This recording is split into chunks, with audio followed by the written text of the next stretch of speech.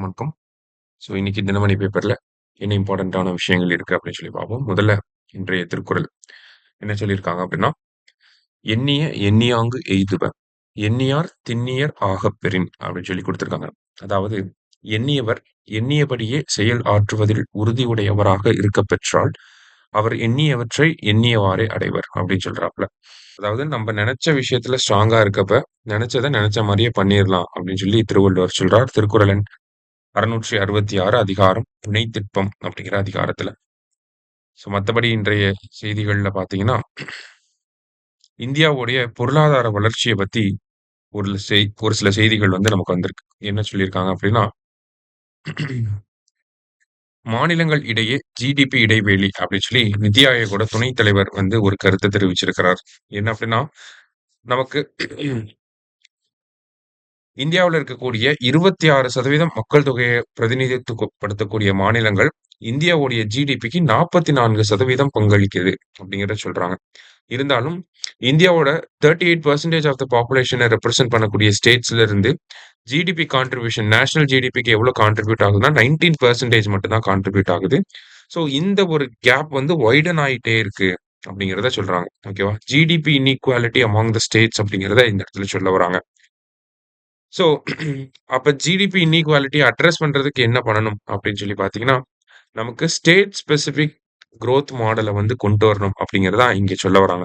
அதாவது ஒரு பகுதி எந்த அளவுக்கு அ பின்தங்கிய பகுதியாக இருக்கோ, அந்த அளவுக்கு வேகமான ஒரு முன்னேற்றத்த கொண்டு வரும் அப்படிங்கிறத ஒரு கான்செப்ட்ட இந்தியாவுல அறிமுகப்படுத்தணும் அப்படிங்கிறத இந்த இடத்துல சொல்றார்.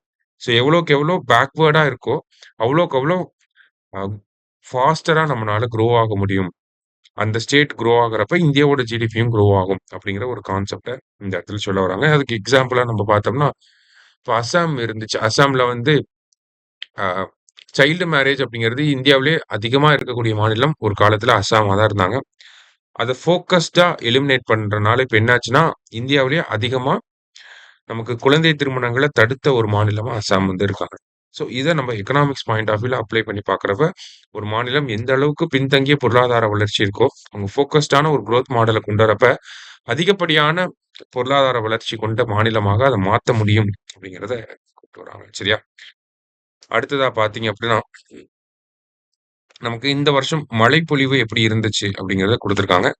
ஸோ ஐஎம்டியோட ரிப்போர்ட் படி பார்க்கிறப்ப, இந்த சீசனோட ஆவரேஜ் ரெயின்ஃபாலையும் தாண்டி ஒரு 8% எக்ஸஸ் ரெயின்ஃபால் இருந்திருக்கு அப்படிங்கிறத சொல்லியிருக்காங்க.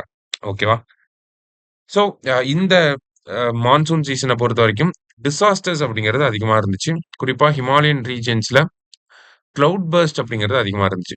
கிளவுட் பர்ஸ்ட்னா என்ன நம்ம சொல்றோம்னா, ஒரு 10லிருந்து 20 ஸ்கொயர் கிலோமீட்டர் இருக்கக்கூடிய ஏரியால ஒரு 1 மணி நேரத்துல 10 சென்டிமீட்டர் மழை பெஞ்சது அப்படின்னா, அத கிளவுட் பர்ஸ்ட் மேக வெடிப்பு அப்படின்னு சொல்லி சொல்றாங்க.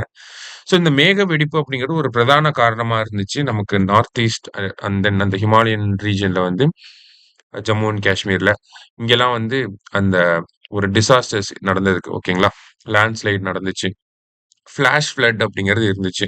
இது எல்லாத்துக்குமே காரணமா இருந்தது இந்த கிளவுட் பர்ஸ்ட் தான். ஏன் கிளவுட் பர்ஸ்ட் அதிகமா வந்துச்சு இந்த சீசன்ல அப்படின்னு சொல்லி பார்க்கிறப்ப, பொதுவாவே நமக்கு சவுத் வெஸ்ட் மான்சூன் அப்படிங்கிறப்ப இந்த ஒரு கிளவுட் பர்ஸ்ட் அப்படிங்கிற ஈவென்ட் நடந்துட்டே தான் இருக்கு. அதிகமா எக்ஸஸான ஃப்ளட் அப்படிங்கிறது அசாம் ரீஜியன்ல இங்கெல்லாம் நம்மனால பார்க்க முடியும். அதுக்கு என்ன காரணம்? இந்த சீசன்ல அதிகமான மழைப்பொழிவு 8% கூடுதலா கிடைச்சதுக்கு என்ன ஒரு காரணம் அப்படின்னா, லானினா அப்படிங்கிற பினாமினன் சரியா? லானினா அப்படின்றப்ப நமக்கு சென்ட்ரல் பசிபிக் ஓஷன்ல சர்ஃபேஸ் டெம்பரேச்சர் எப்படி இருக்கும் அப்படின்னு சொல்லி பார்த்தீங்கன்னா, ரொம்ப கம்மியா இருக்கும். ஸோ டெம்பரேச்சர் கம்மியா இருக்கப்ப ஹை பிரஷர் உருவாகும். ஸோ அந்த ஹை பிரஷர் விண்ட் எல்லாமே இந்தியாவ நோக்கி டிராவல் ஆகும். அதனால தான் நமக்கு இந்த டைம் அதிகமான மழைப்பொழிவு இருந்திருக்கு அப்படிங்கிறத சொல்றாங்க. இதுவே எல்னினோ கண்டிஷன் இருந்துச்சுன்னா, இதுக்கு அப்படியே ஆப்போசிட்டா நடக்கும். சர்ஃபேஸ் டெம்பரேச்சர் வந்து கம்மியா அதிகமா இருக்கும். டெம்பரேச்சர் அதிகமா இருக்கப்ப லோ பிரஷர் கிரியேட் ஆகுது. லோ பிரஷர் கிரியேட் ஆகுறப்ப இங்க இருக்கக்கூடிய அந்த பருவ காற்றுகள் எல்லாமே பசிபிக் ஓஷன நோக்கி போகும். அங்கருந்து பார்த்தீங்கன்னா, அந்த சவுத் அமெரிக்கன் கான்டினென்ட் தான் எல்னினோ கண்டிஷன் அப்ப நல்லா மழை பெய்யும். சரியா? இந்த மாதிரியான பினாமினனால தான் இன்னொரு 8% கூடுதலாக மழைப்பொழிவும் நடந்திருக்கு அப்படிங்கிறத சொல்ல வராங்க. சரியா? இன்னைக்கு நியூஸ் பேப்பர்ல இருந்த ஒரு சில முக்கியமான விஷயங்கள பார்த்திருக்கோம். நன்றி.